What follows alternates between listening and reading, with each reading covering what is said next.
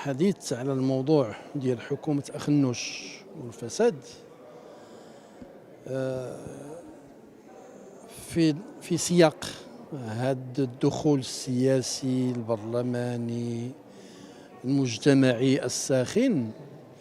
بطبيعة الحال خليني في البداية نوقف معك على عدد من المعطيات. مفادها في الخلاصة العامة أن موضوع محاربة الفساد من جهة ما داخلش في الاهتمامات تاع الحكومة السيد أخنوش ولا هو بنفسه، بل أكثر من ذلك هذه حكومة جات باش كتزيد تعمق الوضعية المأساوية المتعلقة بتفشي الفساد في البلاد. وهذا الشيء طبيعة الحال ماشي أنا اللي كتقولوا المؤشرات اللي كتصدر عن هيئات دستورية مستقلة.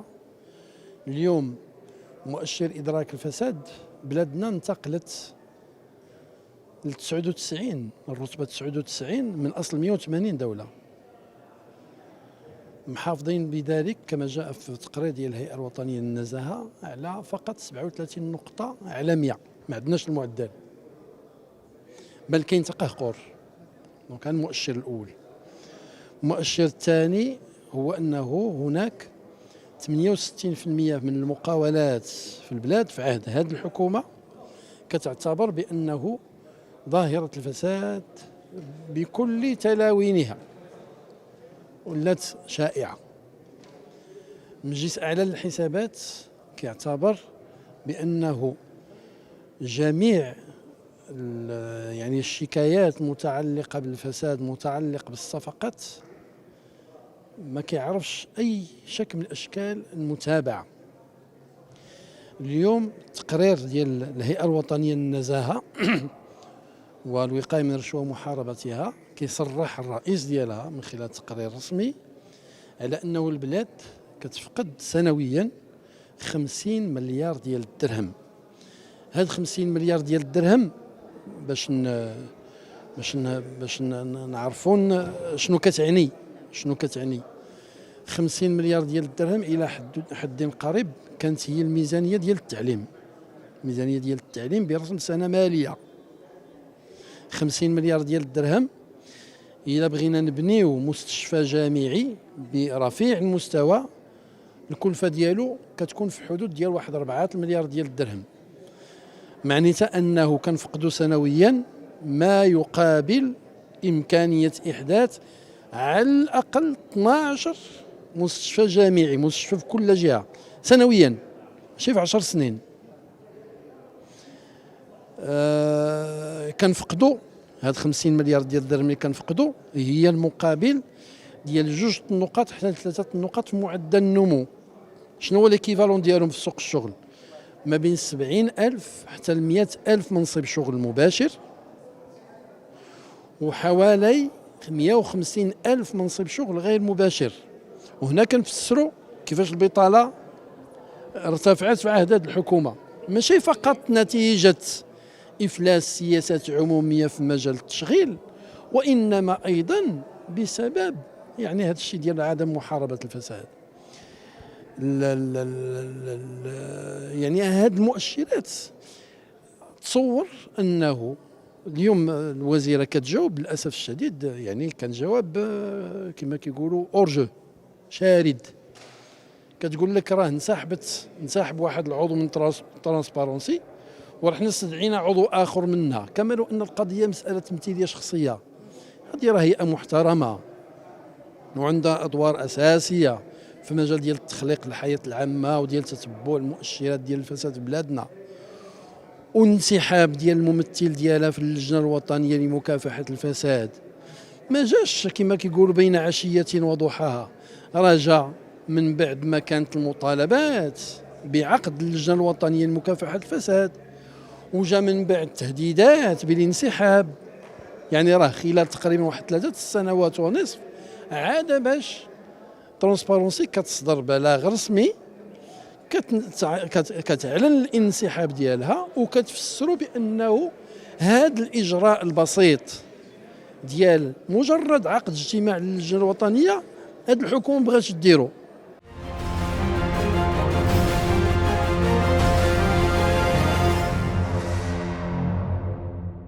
يكفي نقول لك بانه دارت صفر اجتماع ديال اللجنه الوطنيه لمكافحه الفساد، هذا مؤشر كافي باش نعبروا على انه اذا ما كتعقدش اللجنه الوطنيه لمكافحه الفساد، معناتها الاستراتيجيه الوطنيه اللي عندنا بلادنا ما باغيش تنفذها. في الوقت اللي كان خصو على حساب المرسوم على الاقل هذه اللجنه تنعقد 2 مرات في السنه، ما انعقدت ولا مره. دونك ها الاولى. في بدايه ايام هذه الحكومه شنو من بين الاجراءات اللي قاموا؟ مشاو خلاو كاع النصوص التشريعيه المحاله من قبل الحكومه السابقه واللي دخلت البرلمان، خلاوها شاده طريقها. جاو لكل ما يتعلق بتخليق الحياه العامه او عنده علاقه بمحاربه الفساد وسحبوه. سحبوا القانون الذي يجرم الاطراء غير مشروع، سحبوا القانون المتعلق بالاحتلال المؤقت للملك العام للدوله، ما بغاوش يجيبوا القانون المتعلق بتضارب المصالح، ما بغاوش يجيبوا القانون المتعلق بحمايه الموظفين العموميين اللي كيبلغوا على جرائم فساد داخل الاداره. فاذا على المستوى التشريعي كل ما له صله بالتشريع في مجال محاربه الفساد سحبوه. في المقابل باش جابوا لنا تدابير تشريعيه كتمشي في الاتجاه المعاكس. جابوا لنا القانون المسطره الجنائيه الماده 3 والماده 7 اللي كتمنع على الجمعيات انها تبلغ على الجرائم الفساد، بل اكثر من ذلك واحد الفئه منها بعد شروط قاسيه علقوا الامكانيه باش يمكن يعني تنتصب كطرف مدني في بعض النوع من القضايا، علقوا على شرط ان يكون مأذونا لها من طرف وزاره العدل. مزيان، هذا الجانب الاول. دونك احنا جينا كان بل حتى النيابه العامه اللي المفروض كتحرك المتابعات بناء على ما يصل اليها من معطيات ومعلومات. النيابه العامه يعني الوكيل العام لدى محكمه النقد هو المخول صراحه باش يمكن يحرك المتابعات، ولكن يده في هذا المجال في الوقت اللي كانت من قبل الوكلاء العامين على مستوى المحاكم الاستئناف والمحاكم الابتدائيه يمكن لهم يحركوا هذا الشيء بناء على وشايه. اليوم جينا منعنا هادو كاملين، خلينا هاد الامكانيه فقط عند الوكيل العام لدى محكمه النقد. فوقاش؟ ماشي فوق ما بغى وفوق ما وصلته شي معلومه. اذا احيل عليه تقرير من احدى المؤسسات، الهيئه الوطنيه للنزاهه او مجلس اعلى الحسابات او المفتشيات العامه الماليه او المفتشيات العامه للوزارات، وكان في هذيك التقارير توصيات بفتح المتابعه، يعني حتى هذا الوكيل العام اللي خلاني الصلاحيه يده مغلوله في الموضوع. دونك احنا بدينا كنسدوا الباب على امكانيه مزيان.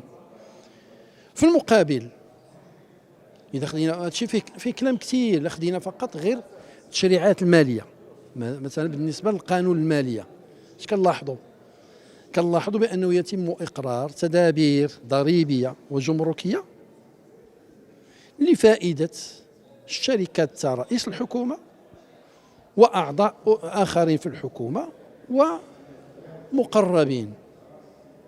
ناخذ المثال ديال الشركات ديال الادويه. 3 الاشخاص من المحيط المباشر ديال رئيس الحكومه شراو شركات ديال الادويه وديال استيراد الادويه. في الوقت نفسه في العام فاش يلا ولاو هادو في الحكومه تم تخصيص هاد المنتوجات هاد الادويه باعفاءات من رسوم جمركيه في ادويه تصنع محليا وطنيا، غير فقط باش نمكنوا لهذوك لانهم مقربين من رئيس الحكومه يستافدوا. ضحينا حتى بالصناعه الوطنيه في مجال ديال صناعه الادويه لصاحب الجلاله ما فتئ يدعو الى ضروره توفير المخزون الوطني منها. الفضيحه الفرقشيه اللي اليوم يعني كتسائل الجميع وتفضحات يعني بالملموس، في الوقت اللي كل شيء كان بين قوسين يدينها.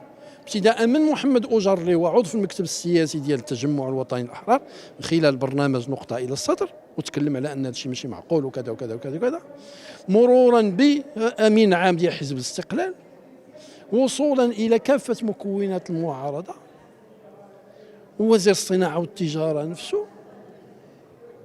يعني ولينا في واحد الوضعية ديال فضيحة سياسية كبرى، في الوقت اللي كان المفروض كل شيء نخارط باش نبينوا للرأي العام شنو هي الحقيقة، نلتفوا على مبادرة تشكيل لجنة تقصي الحقائق.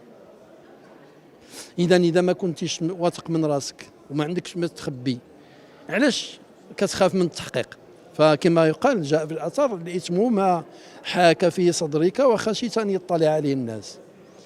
فإذا ها هي الحكومة كتسحب التشريعات ذات تصير محاربة الفساد، كتسن تشريعات اللي كتسد الباب على إمكانية التبليغ عن جرائم الفساد المتعلقة بتسديد الأموال العمومية.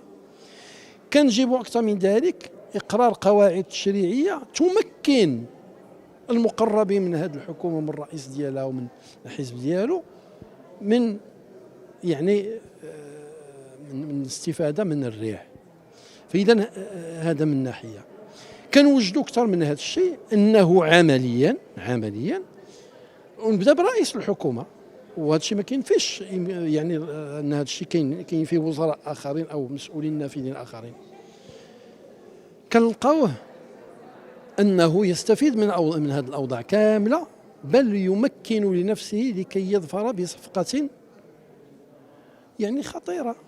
هذا رئيس الحكومة عنده المعلومة بأنه التوجه ديال الدولة المغربية نحو الحلول المتعلقة بإحداث محطات لتحلية مياه البحر، عنده هذه المعلومة منذ 2018.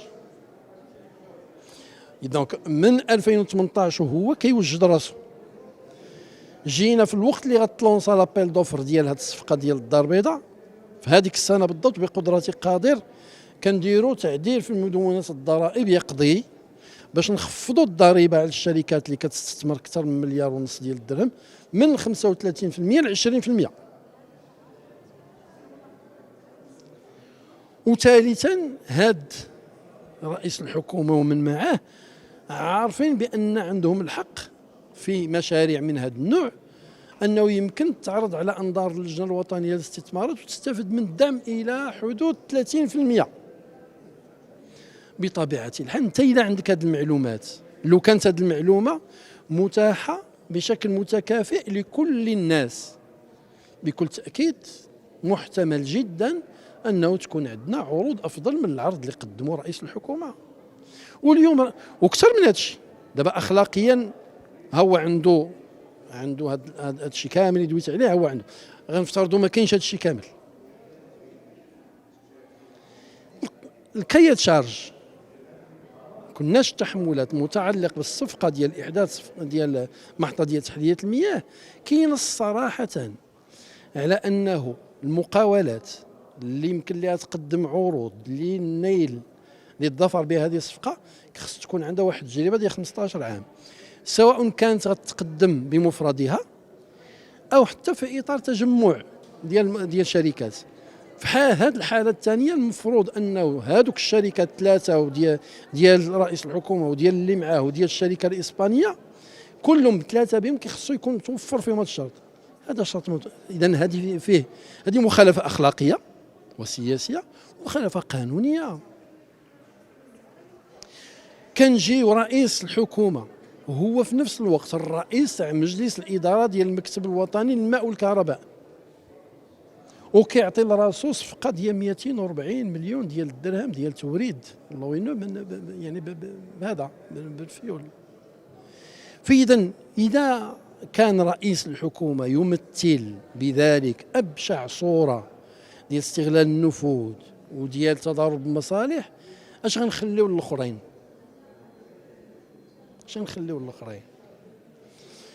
الصفقات بصفة عامة سواء على مستوى الجماعات، لأنه نفس الأغلبيات تقريبا في المجموع ديال المملكة ربوع المملكة هما اللي كيسيروا الجهات والعمالات يعني والجماعات. كاينه ملاحظات ديال المجلس على الحسابات الصدر ديال التقرير ديالو 2023 كيتكلم على هذه الاشكاليات في الواقع سنه 2023. كاين اشكاليات يعني ديال التسريبات المخله بمنافسه الشريفه فيما يتعلق ببعض الصفقات. مثلا اذا رجعنا غير الموضوع ديال الفراقشيه، لقاو بانه الحكومه اليوم غتعلن على القرار ديال الاعفاء من رسوم الاستيراد والاعفاء من لا تي في ا، باش بعد يومين فقط كنلقاو بانه واحد من الحزب اللي كيترأس الحكومه كان عنده الاسطول جاهز والابقار والاغنام مستورده موجوده ودخلت استغرقت فقط واحد اليومين باش دخلات، معناتها انه هذه معلومه كانت عنده على الاقل واحد شهرين قبل. فاذا هذه اش كنجيو في المقابل. دونك هذا الشيء كامل وكنديروا كنسدوا كاع المنافذ اللي ممكن تكون مشوشه على فضح مثل هذه الاختلالات. ونذكر فقط منها جوج. تكلمت على قبيله على المسطرات الجنائيه الماده 3 وماده 7، نزيد لها جوج الحوايج. الاولى كتعلق بالاعلام، خلي داك المواقع الصفراء والصحفيين اللي كارين حنكهم كما كيقولوا الى اخره، ياك كنتكلم على الاصوات الحره المستقله. اش داروا لها؟ استهدفوها بالقمع وبالانهاك امام المحاكم وبالمتابعه على اساس يعني القانون الجنائي ومختلف المساعي ديال الحرمان من الاشهار وما الى اخره، باش انها اما ان تسكت او على الاقل تضعف. وباش نفضي وباش هذه الحكومه تفضي مع القطاع ديال الاعلام، افتعلت مشكله فابدعت لجنه مؤقته ضدا على مبادئ الدستور واحكامه، ضدا على الالتزامات الدوليه ديال المغرب، ضدا على كل شيء. واكثر من هذا الشيء تماطلت في القيام بالمهام ديالها والادوار ديالها حتى قربت تسالي المده اللي معطيه لهذه اللجنه المؤقته، وجابوا لنا واحد حاشا واش نسميه مشروع قانون، واحد الورقه كارثه سموها اعاده تنظيم مجلس وطني للصحافه، مفصل على المقاس باش وجوه معينه هي اللي تكون في هذا المجلس الوطني للصحافه باش نهلكوا الاصوات الحره والمنابر المستقله. المثال الثاني هو المصادره ديال المبادرات البرلمانيه ديال اللي كاينه في وسط البرلمان، سواء كانت ديال الاغلبيه ولا ديال المعارضه، وخاصه ديال المعارضه وبشكل اخص ديال العداله والتنميه.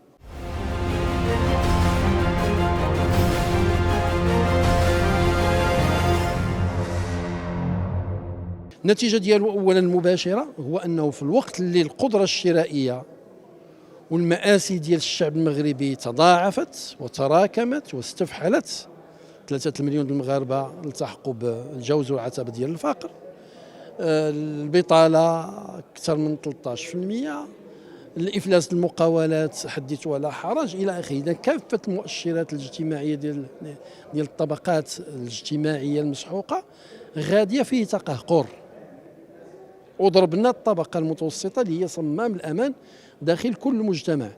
مقابل ماذا؟ مقابل مضاعفه الثروات تاع رئيس الحكومه وديال المقربين منه.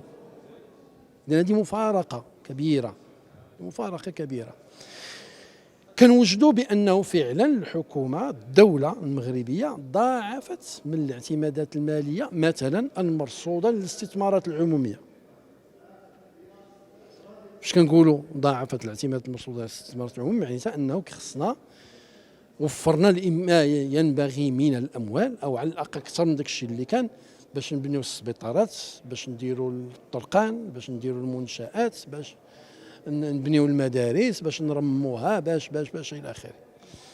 دونك المواطنات والمواطنين وحنا معاهم كنشوفوا بانه بالرغم من مضاعفه الاعتمادات المرصوده للاستثمارات العموميه، في الواقع داك الشيء لا اثر له، مما يعني انه كان سوء تدبير، اشكاليه الحكامه، وكاين فساد.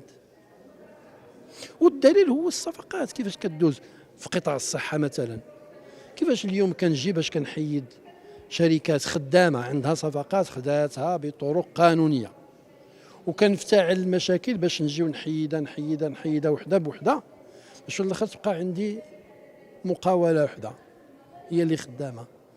سمعنا على وزراء وما خرجوش كيكذبوا كيفاش انه وزراء داخل الحكومه اعضاء في الحكومه ولات عندهم شركات ديال النظافه وديال الحراسه اللي باغا تشد المغرب كامل وباغا تستحوذ على كافه الصفقات اللي كتطلقها مختلف القطاعات الوزاريه.